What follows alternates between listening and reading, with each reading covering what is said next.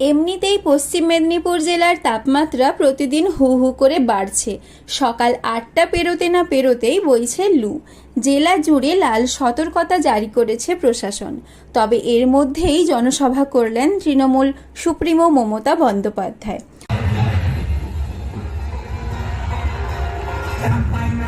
পশ্চিম মেদিনীপুরের বাংলা ওড়িশা সীমান্ত এলাকার দাঁতনে জনসভা করেন তিনি। সকাল থেকেই রোদ উপেক্ষা করে বহু তৃণমূল কর্মী সমর্থক নেতৃত্বরা ভিড় করেছিলেন। দুপুর 1:30টার কিছুটা সময় পর হেলিকপ্টারে করে এলেন মমতা বন্দ্যোপাধ্যায়। মঞ্চে উঠে মেদিনীপুর লোকসভা কেন্দ্রের তৃণমূল প্রার্থী জুন মালিয়ার সমর্থনে করলেন প্রচারও। তবে এই গরমের মধ্যে মমতা বন্দ্যোপাধ্যায়ের বক্তব্য শোনার জন্য অপেক্ষা করছিলেন তৃণমূল কর্মী সমর্থকেরা। কেউ হাতে থাকা পাখা দিয়ে বাতাস করছেন, আবার কেউ গরম থেকে বাঁচতে জলও খাচ্ছেন। আজকে এমন একটা পরিস্থিতি তৈরি করেছে। তবে তপ্ত দুপুরে হেলিকপ্টার থেকে নেমে মাথায় সাদা কাপড় দিয়ে হেঁটে এসে মঞ্চে ওঠেন মমতা বন্দ্যোপাধ্যায়। বক্তব্য শুরুর আগেই সাধারণ কর্মী সমর্থকদের দেন সুস্থ থাকার বার্তাও। যেভাবে আপনারা উপস্থিত হয়েছেন, আমি সবাইকে বলবো, হাতের কাছে কিছু না থাকলে মেয়েরা শাড়ির আঁচলটা দিয়ে মাথা ঢেকে দিন, আর ছেলেরা দরকার হলে একটা গামছা দিয়েও মাথা ঢেকে রাখতে পারেন। যার টুপি আছে ঠিক আছে, নাহলে গামছাটা মাথায় জড়িয়ে নিন। এই তপ্ত রোদে পশ্চিমবঙ্গের নির্বাচন সম্পন্ন হবে। একদিকে রাজনৈতিক উত্তাপ, অন্যদিকে প্রখর সূর্যতাপে নাজেহাল বঙ্গবাসী। তবে মঞ্চে এসে সাধারণ কর্মী সমর্থকদের উদ্দেশ্যে নুন, লেবু, জল খাওয়ার পরামর্শ দেন মমতা বন্দ্যোপাধ্যায়। এছাড়াও প্রচণ্ড গরমে সুস্থ থাকার বার্তা দেন তিনি।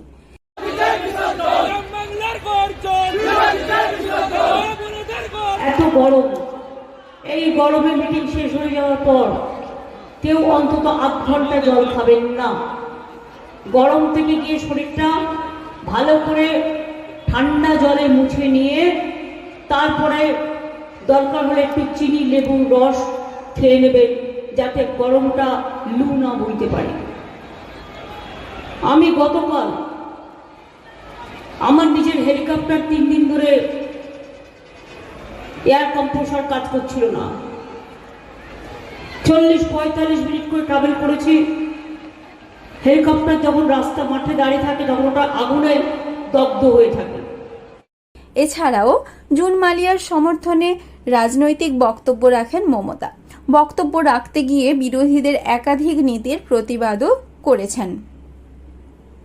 তবে এদিনের বক্তব্য শেষে আদিবাসী সম্প্রদায়ের মহিলাদের সঙ্গে নৃত্যে পা মেলালেন মমতা বন্দ্যোপাধ্যায়।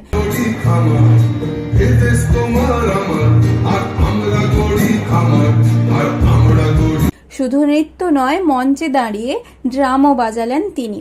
গানের তালে তালে ড্রাম বাজিয়ে মন জয় করলেন হাজারো হাজারো কর্মী সমর্থকদের।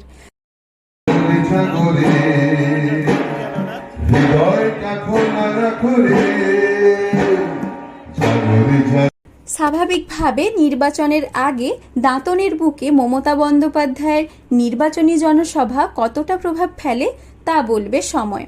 পশ্চিম মেদিনীপুর থেকে রঞ্জন চন্দ্রের রিপোর্ট, লোকাল 18 বাংলা।